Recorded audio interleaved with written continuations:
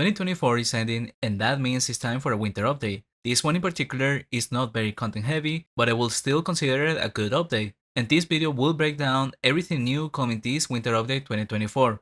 First of all, we have the new main quest, the No Rest for the Wicked. This new quest introduces new types of demons, 6 new creatures located in a brand new area called the Asylum Castle. This will be accessed through the Eldron Magic Academy, and the creature's difficulty is for at least teams of level 500s. The castle itself seems to be the easiest area, with a hunting style perhaps a little bit similar to the Dragon Walls, but obviously with a higher difficulty. And then there is the underground areas, which look a lot more in style to Ingle or Isabi due to their high density of creatures. Besides these new demons, there is also 3 mini-bosses that are summonable with creature products dropped by the demons in here, and they will drop items needed for the new Doomforge. But additionally, there is a new main boss called Arbasiloth. This one introduces a full set of weapons for every vocation, as well as one new helmet for each vocation, all for level 300 with stats putting them slightly under the Soulwar items. Additionally, is introducing a new forging type unique to these weapons, which can be summarized as such. By removing of one slot imbuement,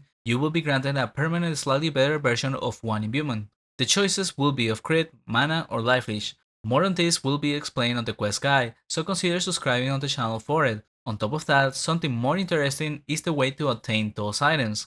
With the main boss having 2 different modes, if you kill the Forge Master located inside the boss fight first, then the boss will be slightly weaker and then it will only have a chance to drop the weapons and one of the add-on items. If you choose to focus on the boss instead and let the Forge Master survive, then the boss will heal back to full and come back stronger.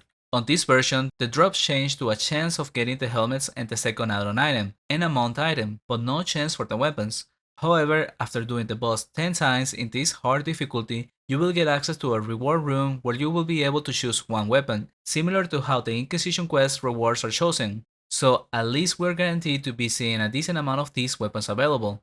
Moving on from that, as said before, there is a new mount together with a new outfit, both part of this questline. But that is all the new content we are getting. Next up is the new features, aka quality of life changes, starting with perhaps the one people are looking forward the most, a stash rework. Now you will be able to stash up equipment pieces, so almost every sort of loot can be stashed right away and then accessed through the filters, which also come with some new additions, such as item value or quantity, on top of the classic filters like by NPC name. All of this will be possible by dragging a backpack or even entire depots and mailbox.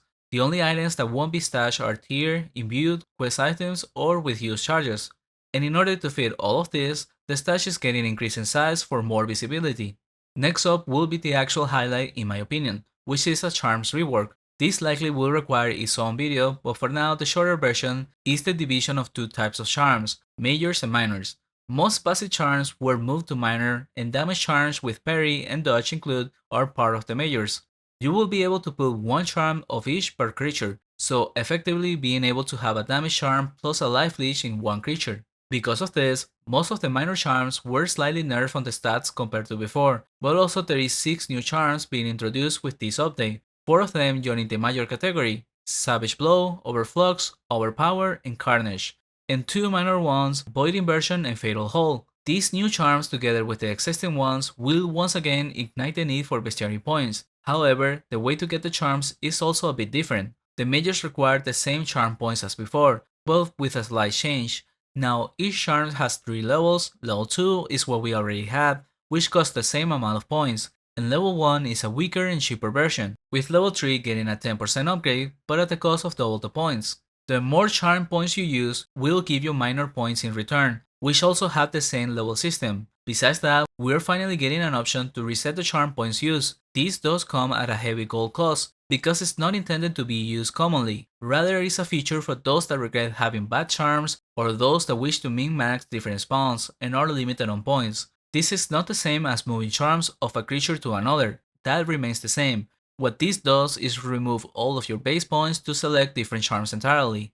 Moving on, a new addition to the Exaltation Forge. With the introduction of tier boots, this will amplify the odds of your other tier items, so it's definitely something for those already part of the Forge ecosystem. And another change, technically also part of the Exaltation Forge, which is being able to spend your dust points wherever or whenever you want. Before this, you will have to go spend that at the Forge in the Adventurer's Guild, which was annoying if you filled your dust mid-hunt. So definitely a nice addition, but not very important. And continuing the reworks, the quest log window is also getting changed. This will now give more clarity on your current position on any given quest, while in some cases being more clear on what you need to do for it. This also applies to the quest tracker, so overall a helpful feature. Another feature being added to the Cyclopedia is the Magical Archive. This acts as a detailed breakdown of the spells of your vocation, such as where to get them, the level required, how they work, and much more. This is clearly not a feature aimed for experienced players, but I can see new players benefiting from this a lot. However, one that might help more experienced players is the rework for the character stats, going from a limited pool of data available to a full breakdown of all your stats, with separation on the offense, defense, and miscellaneous stats. And that's all we're getting this Winter Update 2024. What are your thoughts about it? It's definitely lacking in the content department, but most of the features for quality of life are very positive for once. As per usual, I will be uploading a quest guide as well as hunting guides for this new content, so consider subscribing. Thank you for watching, and a special thanks to the supporters of the channel, the Guild Causality, Night Star, and Tuna Hero.